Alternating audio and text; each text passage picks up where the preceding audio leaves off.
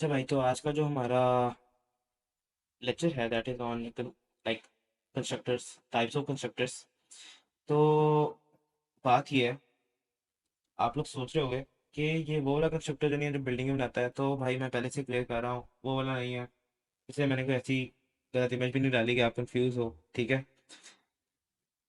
तो भाईजान, जो कंस्ट्रक्टर्स हैं वो एक तरह से इनिशियलाइज करने के लिए यूज होते हैं। जो मैंने वर्ड यूज किया था ना लास्ट टाइम, हम लोगों ने बात की थी सेट हेल्थ की।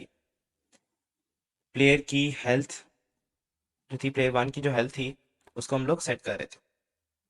और वो मेन में कभी भी आप उसको अलग वैल्यू से सेट कर सकते, आप उसे 0 से सेट कर सकते थे, आप -10,000 से सेट कर सकते थे। वो आपकी मर्जी थी, जिस मर्जी वैल्यू से इनिशियलाइज करते।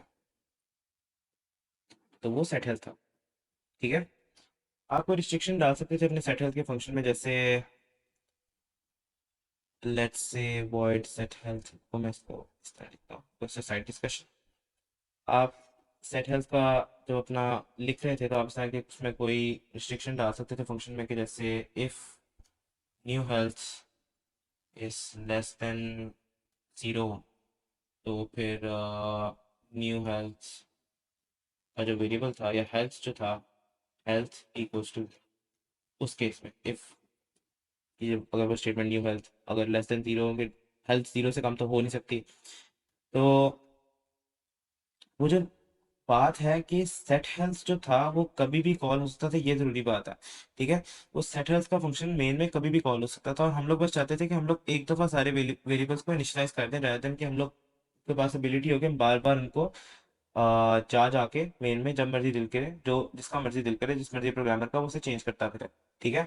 तो सेट हेल्थ के फंक्शन की जगह या कोई भी सेट स्कोर के फंक्शन की जगह, अगर आपने सिर्फ एक दफा, जब आप ऑब्जेक्ट बना रहे हो सिर्फ तब आपने इनिशियलाइज करना है, और उसके बाद आपने उसको वैल्यू को फंक्शंस के थ्रू चेंज करना है, सिर्फ डायरेक्टली चेंज नहीं करना। ठीक है।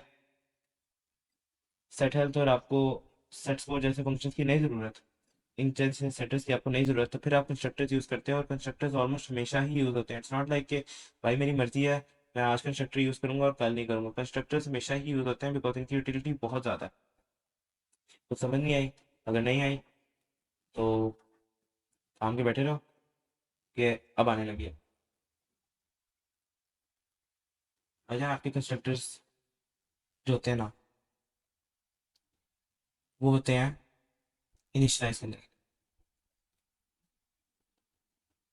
जो भी एट्रीब्यूट्स होंगे उनको, फंक्शंस के लिए नहीं, किसी और चीज़ के लिए नहीं, जो भी आपके एट्रीब्यूट्स होंगे उनको इनिशियलाइज करने के लिए आपके फंक्शंस प्रेजेंट होते हैं। अब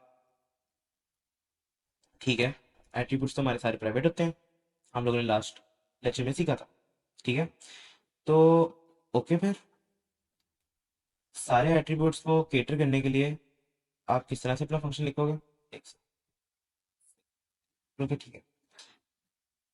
सारे एट्रीब्यूट्स को केटर करने के लिए आपके पास तीन तरीके होते हैं, और वो हमारा आज डिस्कस होगा टाइप्स में। तीन तरीके होते हैं सारे एट्रीब्यूट्स को केटर करने के लिए आपके कंस्ट्रक्टर्स में। और जो आपका सबसे पहला तरीका आता है,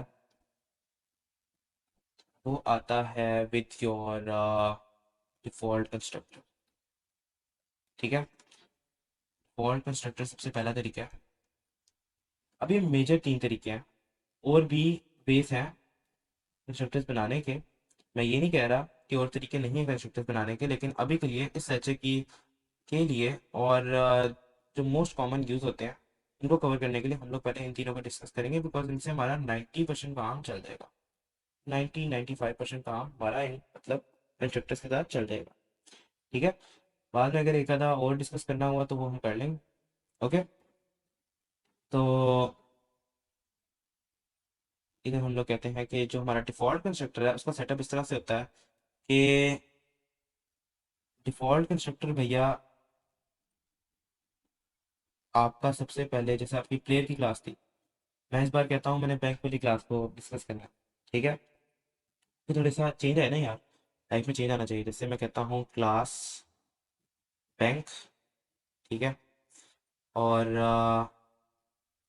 बैंक में आपके पास कुछ एट्रीब्यूट्स सबसे पहले होंगे, ऐसे ही है। तो आपके एट्रीब्यूट्स हो गए, लेट्स से कस्टमर नेम, ठीक है, कैश, और तीसरा आपका, तीसरा क्या हो सकता है, कस्टमर आईडी, ये लगते हैं आई, ठीक है। और ये जो है ये तीनों आपके, इनमें से आपके जो हैं ये आपकी स्ट्रिंग है, ये आपका इंटीजर है, और नीचे वाला भी आपका इंटीजर ही है, ठीक है।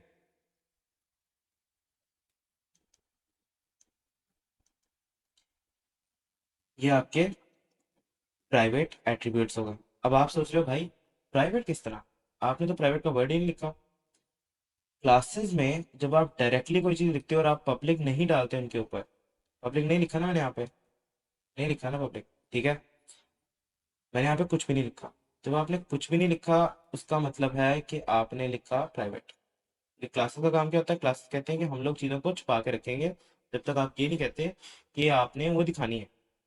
तो जब तक पब्लिक का वर्ड नहीं आता, पब्लिक का वर्ड आ गया तो उसके जो भी नीचे आएगा तब तक वो पब्लिक ही होगा, जब तक नीचे प्राइवेट का वर्ड दोबारा नहीं आता। जैसे मैं कहता हूँ कि यहाँ पे मैंने कुछ लेट्स करते हैं, ये आपने क्लास बनाई, ठीक है, नाम जो मर्जी रख दो उस क्लास का, ठीक है, क्लास बनी, ठीक है, क्लास बनी, आपने क्लास बनाई, उसके बाद आपने एक आधा वेरिएबल नीचे डाल दिया, ठीक है, उसके बाद आपने लिख दिया पब्लिक।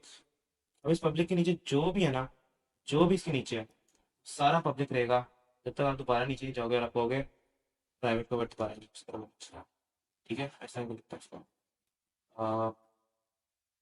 क्लास, ठीक है, और प्राइवेट नहीं लिखता मैं, कोई भी मतलब वेरिएबल लिख देता हूँ,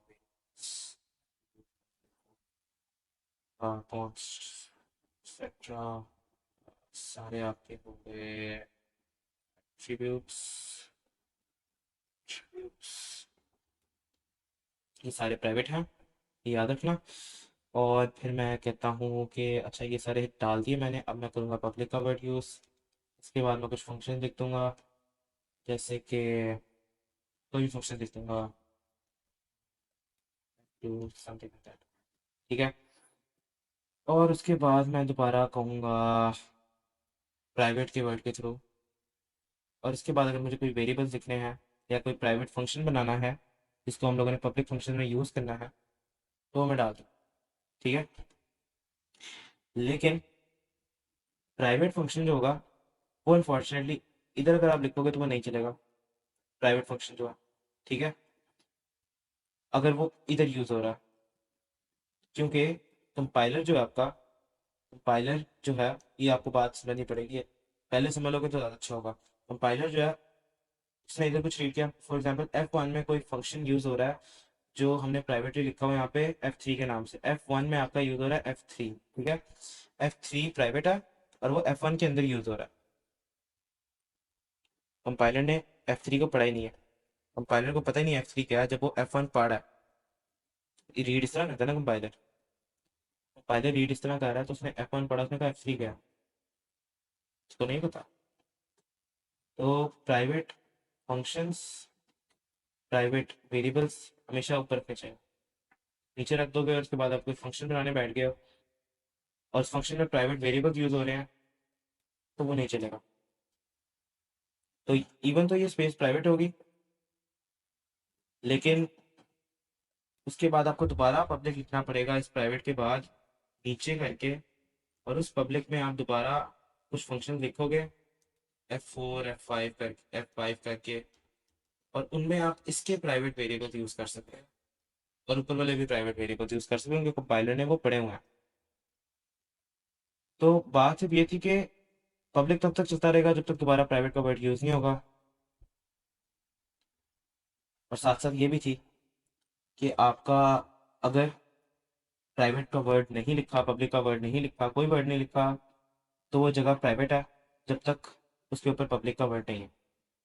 ये प्राइवेट है क्योंकि इधर पब्लिक नहीं लिखा हुआ, ये पब्लिक है, इसके नीचे जो भी है वो सारा पब्लिक है जब तक इसके नीचे प्राइवेट नहीं आता।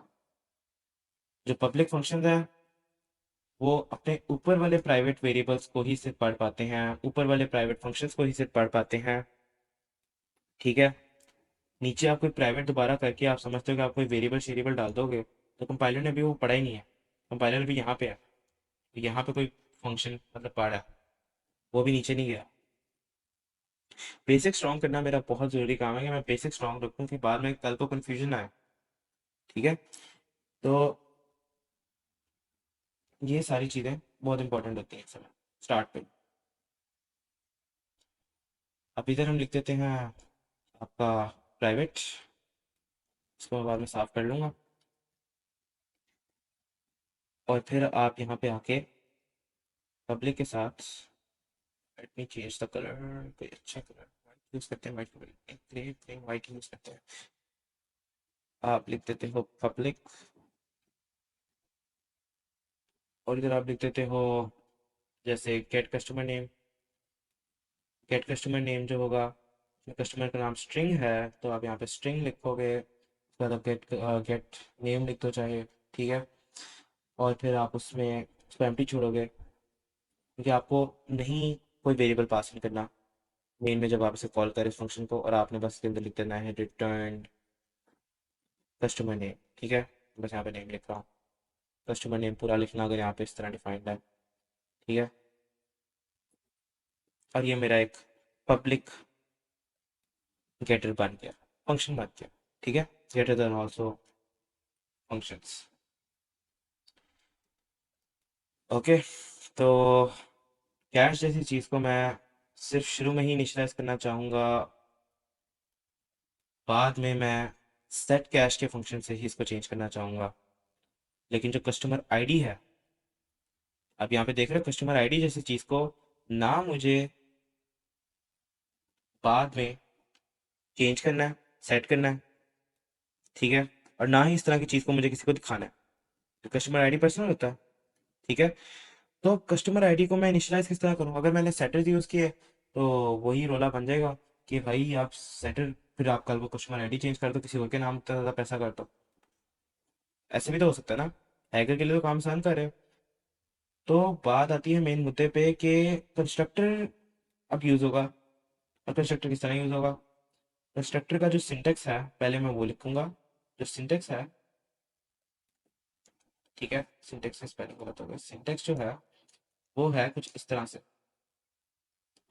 पहले आपने जो अपनी क्लास का नाम रखा है, जहाँ पे हमने बैंक रखा है क्लास का नाम, आप लिखोगे डायरेक्टली क्लास का नाम इधर ही पब्लिक में। पब्लिक में लिखोगे बैंक का नाम, सॉरी बैंक लिखोगे, और फिर आप लिखोगे, मैं इसको ब्लैक से लिखता हूँ, आप लिखोगे बैंक,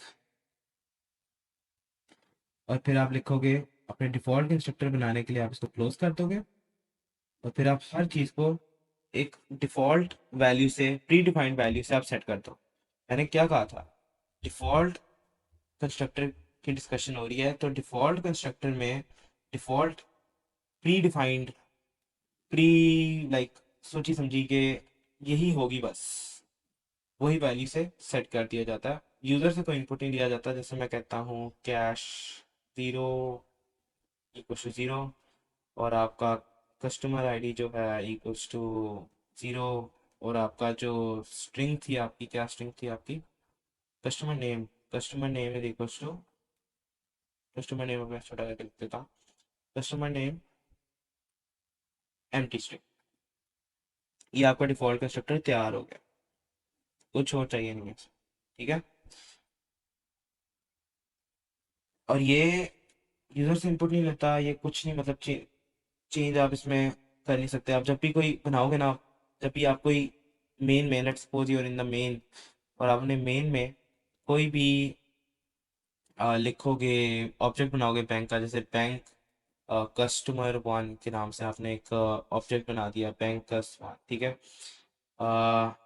मेन के अंदर। ठीक है,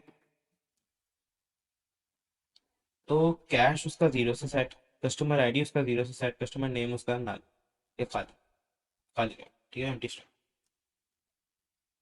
और स्ट्रिंग है तो नल नहीं होगा, एम्प्टी स्ट्रिंग होगा। तो अब हम लोग कस्टमर टू बनाते हैं, तो यही मेन में हम लोग लिखते हैं बैंक कस्टमर टू, और ये हमने बस ये लाइन लिखी है, ये वाली लाइन अभी हमने लिखी है। और आपका जो दोबारा है उस कस्टमर टू का भी customer ID zero, cash zero, customer name empty string. ठीक है, प्री डिफाइंड डिफॉल्ट वैल्यू से इस तरह ही है कि जिस तरह आप अपना जो है मिशन शुरू शुरू करो। आप एक प्लेयर हो, अगर हम अपनी पुरानी एग्जांपल को विजिट करें तो आपकी शुरू में हेल्थ 100, आपका स्कोर 0 और हर अटैक की पावर 0 या 555, हर अटैक की पावर 555। ठीक है, इस तरह से आप उसको सेट कर दो। तो यहाँ पे हम लोग नाम बनाते हैं क्लास को, क्लास बैंक। ठीक है, और इसमें हम लोग डाल देते हैं अपना बस नेम, और साथ साथ हम लोग इसको स्ट्रिंग इंट कैश और साथ साथ इंट आईडी। ठीक है, फिर हम पब्लिक का वर्ड यूज़ करते हैं। यहाँ पे देखो, पर मैंने प्राइवेट का वर्ड नहीं लिखा, लेकिन ये प्राइवेट है। ठीक है, ये बाद में आप देख लेना। फिर मैं यहाँ पे आया और मैंने कहा कि मैं अपना जो कस्टमर नेम है उसके लिए गेटर फंक्शन बनाना चाहता हूँ। तो मैं बनाता हूँ वॉइड, वॉइड नहीं सॉरी, स्ट्रिंग गेट नेम, और फिर हमारा रिटर्न बस। ठीक है, फिर मैं अपना ये बनाता हूँ कंस्ट्रक्टर, जो डिफ़ॉल्ट कंस्ट्रक्टर है। और डिफ़ॉल्ट कंस्ट्रक्टर में मैं इस तरह करके अपना जो कस्टमर नेम है उसको मैं सेट कर देता हूँ की स्ट्रिंग के साथ। जो कैश है तो 0, और साथ साथ कस्टमर आईडी को भी मैं 0 से देता हूँ। ठीक है, ये मेरी तीनों चीज़ें हो गई और मेरा डिफ़ॉल्ट कंस्ट्रक्टर भी हो गया। अब यहाँ पे देखना, मैं गेट नेम इसलिए बनाया था ताकि अब मैं इसको दिखा भी सकूँ। जैसे मैं बैंक का बनाता हूँ कस्टमर वन। ठीक है, customer one dot gate name. ठीक है, और यहाँ पे देखना एम्प्टी स्ट्रिंग आएगी, कुछ मतलब डिस्प्ले नहीं होगा, rather than कि एम्प्टी स्ट्रिंग में कहता हूँ फेलो वैल्यू। ठीक है, और हमें फेलो लाइक आ जाना चाहिए। ओ सॉरी, सी आउट भी करना था हम लोगों ने इसको, तो सी आउट। ठीक है, और रिटर्न हो रहा है ना, रिटर्न का मतलब ये नहीं कि वो आउटपुट भी होगा, वो सी आउट लिखना पड़ेगा। ठीक है, तो ये थे आपका डिफ़ॉल्ट कंस्ट्रक्टर, और आप इसको कोई भी वैल्यू से मतलब आप इनको सेट कर सकते हो। आपने देख लिया, कैश को आप 100 से सेट कर सकते हो, अगर आपका प्लेयर वाला हो तो उसमें आप 100 से उसको हेल्थ को करते। ठीक है, तो अब आते हैं अपने पैरामीटराइज्ड कंस्ट्रक्टर की तरफ। तो आपका जो पैरामीटराइज्ड कंस्ट्रक्टर है वो आपका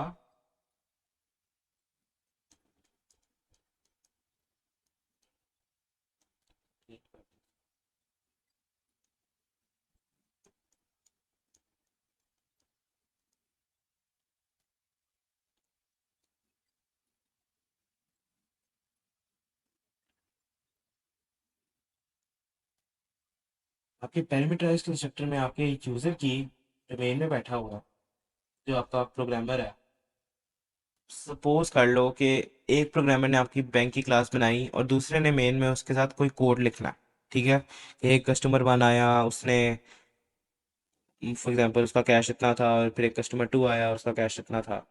ठीक है, उसने मेन में डिस्कशन सारी लेके जानी है, और उसने बताना है किसका नाम क्या था। इस तरह वो आपके बैठे नहीं होते कैश काउंटर पे, कोई नया अपना आता है कि मैंने अपना अकाउंट खुलवाना है, और आप फिर करते हो कि अच्छा आपने कितने पैसे रखवाने हैं, आपका नाम क्या है, और उसका आईडी सेट करते हो। तो इसी तरह मेन में ये काम हमें करना पड़ेगा। ठीक है, तो मेन में हम लोग लिख देंगे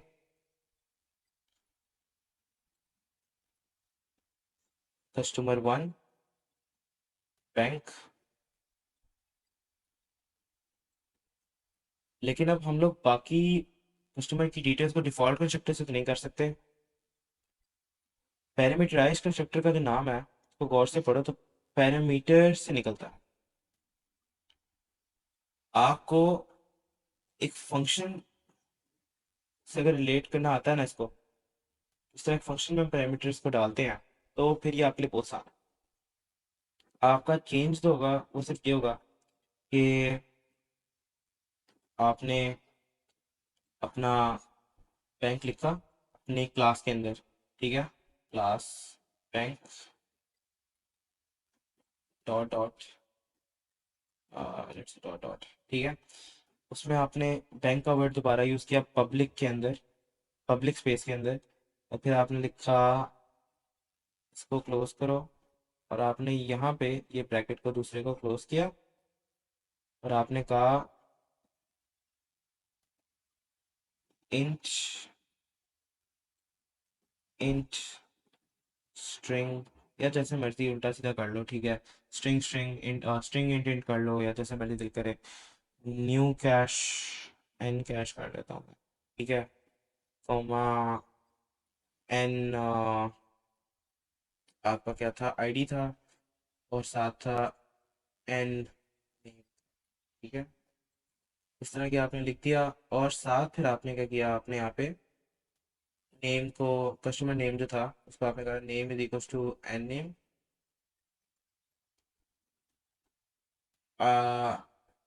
ID, sorry, ID is equals to n ID, और साथ आपका था आईडी जो था वो आपका एन आईडी हो गया, और जो कैश था वो आपका एन कैश हो गया। अब यहाँ पे मैंने गलती की है, वो गलती, मतलब गलती नहीं है एज इन शॉर्ट्स, लेकिन अच्छी प्रैक्टिस भी नहीं है मुझे। मतलब स्ट्रिंग्स के लिए तो मैं कर सकता हूँ, लेकिन वो हमारे कैरेक्टर एरिस के लिए अलाउड नहीं है, ठीक है। वो क्या है, वो है जो हमारा नेम है, उसको हम जो न्यू नेम में साइन कर रहे हैं, इस तरह से स्ट्रिंग में तो ट्रांसफर हो जाता है, लेकिन कैरेक्टर एरेज में आपको S T R C P Y का यूज़ करना है हमेशा, और ये चीज़ याद रखनी है, ठीक है। तो इधर आते हैं, और यहाँ लिखते हैं,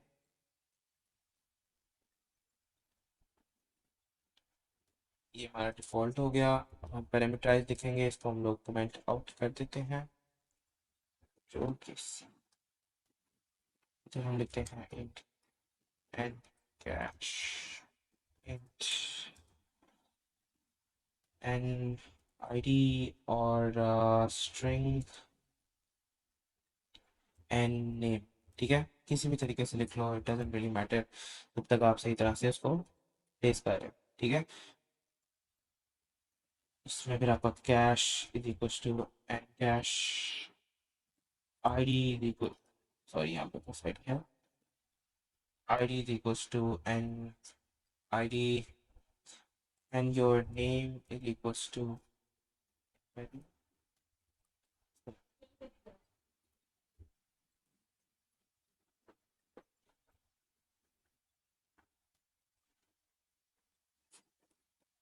ठीक है। तो अब आप यहाँ पे देख रहे हैं, यहाँ पे एरर आ गया बिकॉज डिफॉल्ट कंस्ट्रक्टर को हमने कमेंट आउट कर दिया। हम लोग इसको कमेंट आउट ना करें तो ये ठीक हो जाएगा, कि अभी डिफॉल्ट कंस्ट्रक्टर यूज हो रहा है, ठीक है।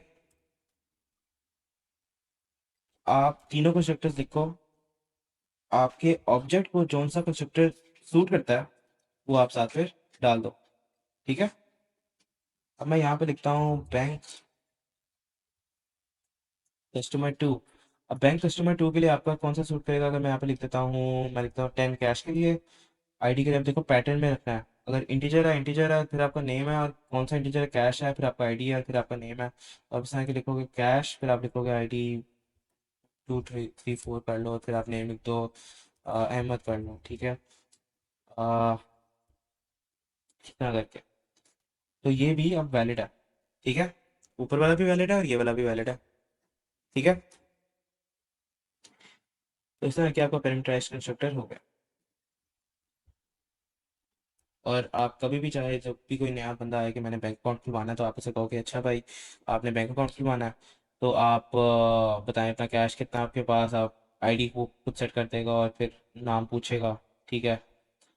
इस तरह होता है। और अगर कोई अपना नाम कैश और मतलब चीज़ें नहीं बताता तो फिर उसका डिफ़ॉल्ट 0 पैसे, आईडी 0 और एम्प्टी स्ट्रिंग। ठीक है, तो अब ये वर्क भी करेगा। मैं इसको इसके लिए डिस्प्ले का फंक्शन बनाता हूँ, और डिस्प्ले का फंक्शन चलेगा वॉइड डिस्प्ले। ठीक है, सी आउट नेम। पहले हम गेट नेम करते हैं, गेट नेम ही काफ़ी रहेगा, गेट नेम ही काफ़ी रहेगा। गेट नेम कर लेते हैं कस्ट डॉट गेट नेम, तो इसमें हमारा अहमद आना चाहिए। ठीक है, इसको बंद करते हैं।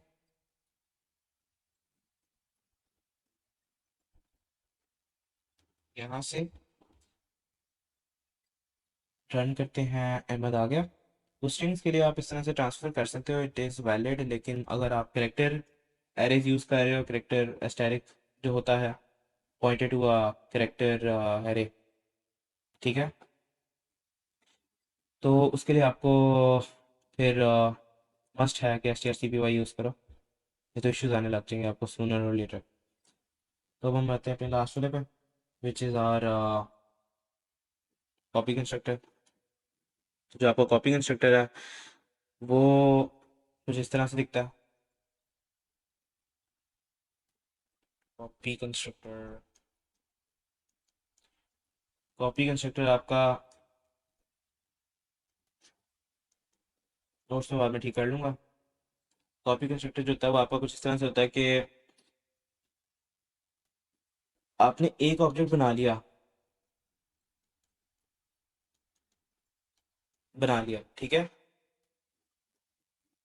एक ऑब्जेक्ट तैयार है, फॉर एग्जांपल कस्टमर वन तैयार है, कस्टमर वन के अंदर कुछ चीज़ें हैं, या फॉर एग्जांपल कस्टमर टू तैयार है। कस्टमर टू कहता है कि मैं वही था, लेट्स से कि मैं बनाता हूँ यहाँ पे थोड़ा सा, बनाता हूँ एग्जाम्पल बनाता हूँ छोटी सी। ये आपका है, आपका टेलर बैठा हुआ है यहाँ पे, इसकी चेयर है, ठीक है, ये चेयर पे आराम से बैठा हुआ है, ये इसका डेस्क है। और यहाँ पे एक बंदा आता है भागा भागा कि मैंने अपना बैंक अकाउंट खुलवाना है भाई, मेरे पास अपना बैंक अकाउंट खुलवाना है, और उसके बाद कहीं भाग जाता है। ये आपका कस्टमर वन था, इसने अपना ना तो नाम बताया ना तो कैश दिया, तो इसका आईडी भी टेलर ने जो कर दिया। ये आपका टेलर हो गया, टेलर, ठीक है, या कैशियर है जो मर्जी देना, ये आपका कस्टमर पहले से ही लिखा हुआ है।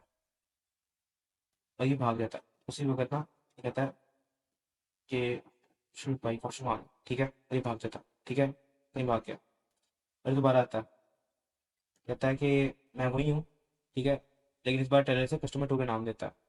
अच्छा ये दोबारा आया, लेकिन मैं उसकी शक्ल भी नहीं सही से देखी थी, तो ये कोई भी हो सकता है, तो उसे कस्टमर टू का नाम देता है।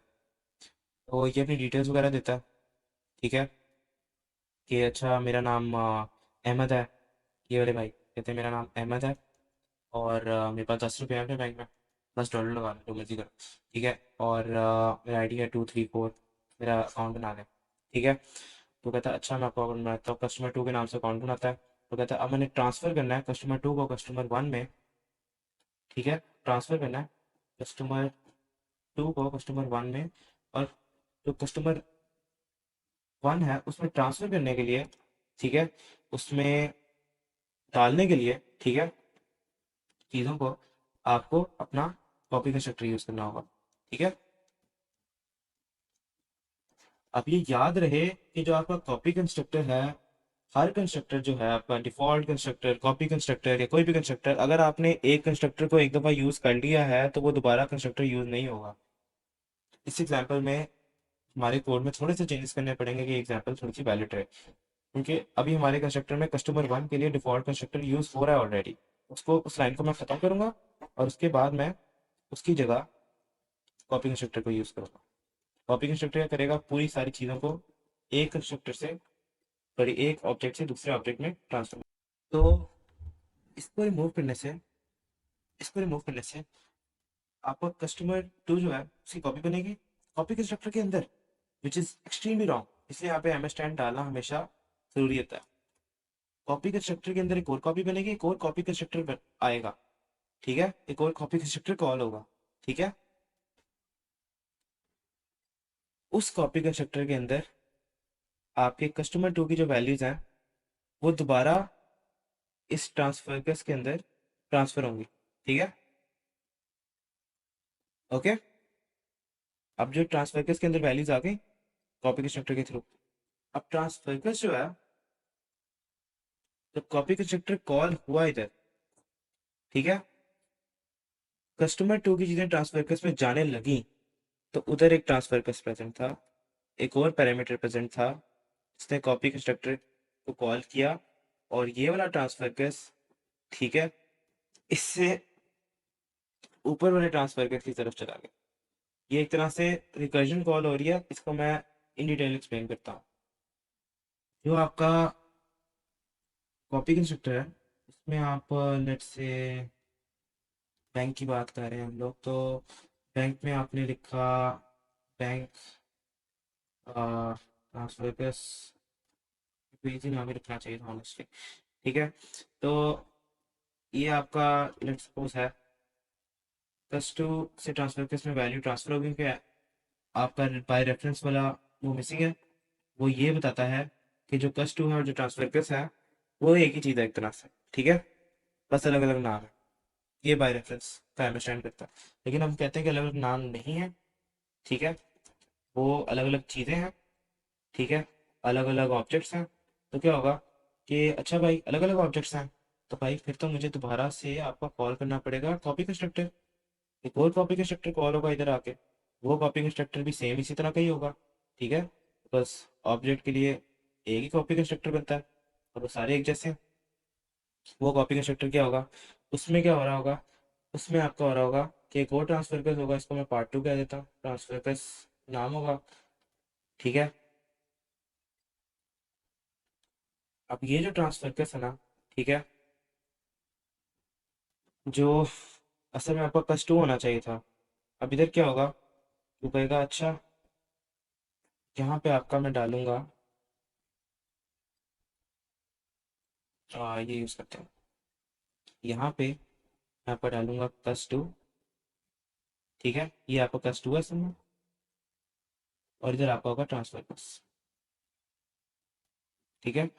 अब वो यहाँ पे कस टू डालने लगेगा, ठीक है, तो एक और कॉल हो जाएगा, ओके, कॉपी दोबारा बन गई, और कस टू कभी भी इस वाले ट्रांसफर केस के अंदर पहुंच नहीं पाया, क्योंकि उससे अगला वाला कॉल हो गया और उससे अगला वाला कॉल हो गया, और कस टू बस कोशिश ही करी जा रहा है कि वो अंदर जाता है, जबकि रिपीटेड कॉल तो जा रही है इसके अंदर, इस पैरामीटर के अंदर, ठीक है, क्योंकि ये बाय रेफरेंस नहीं है। तो इतनी छोटी सी गलती से इतना बड़ा नुकसान हो जाता है। और आपके मेन में इसने प्रोग्रामर ने क्या किया था, आपके मेन में जब आप कॉल करते हो और आपका एरर आता है, आपका एरर आता है कि जब भी आप पास करते हो ना कोई ऑब्जेक्ट को, वो बाय रेफरेंस जाता है, ठीक है, जो आप ऑब्जेक्ट पास कर रहे हो वो बाय रेफरेंस जाता है। और जब भी एक कंस्ट्रक्टर में वो बाय रेफरेंस जा रहा होता है, तो उस कंस्ट्रक्टर में अगर आपने उसे बाय रेफरेंस नहीं लिखा हुआ, आपने यहाँ पे एमएसटाइम नहीं डाला हुआ, तो वो एरर दे देता, वो वैसे ही एरर देता है कि प्रोग्राम क्रैश करने से अच्छा है कि मैं एरर दे दूँ, बंदे को पता लग जाए कि एमएसटाइम मिसिंग है, ठीक है। वो डाटा टाइप डिफाइन करता है कि बैंक, बैंक के साथ जो आपका ये मेंशन है, ये और ये डिफरेंट है, और कॉपी कंस्ट्रक्टर के लिए नहीं चलेगा, बाकियों के लिए चल जाएगा, कॉपी के लिए नहीं चलेगा, ठीक है। तो ये सारी बात है, कॉपी के चक्कर में एमएसटाइम होना जरूरी होता है, नहीं तो बार बार आपका बैंक ट्रांसफर के ओपन होता जाएगा, मतलब ये दोबारा कॉपी का स्ट्रक्चर आता जाएगा, उसके अगला उससे अगला, और आपका कस्टमर टू जो है वो कभी भी किसी भी बैंक ट्रांसफर के उसमें एंटर नहीं हो पाएगा, क्योंकि कॉपी का स्ट्रक्चर उसी टाइम ही दोबारा कॉल हो जाएगा।